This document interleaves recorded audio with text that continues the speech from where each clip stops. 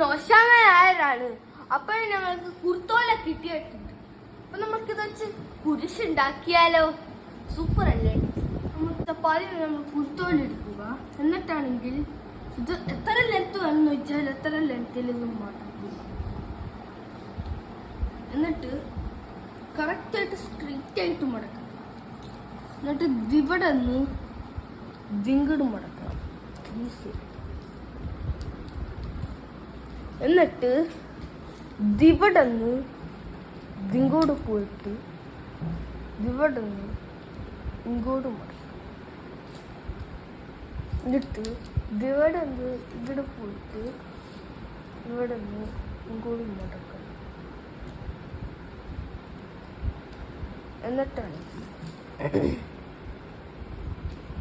ഇങ്ങനെയാക്കണം.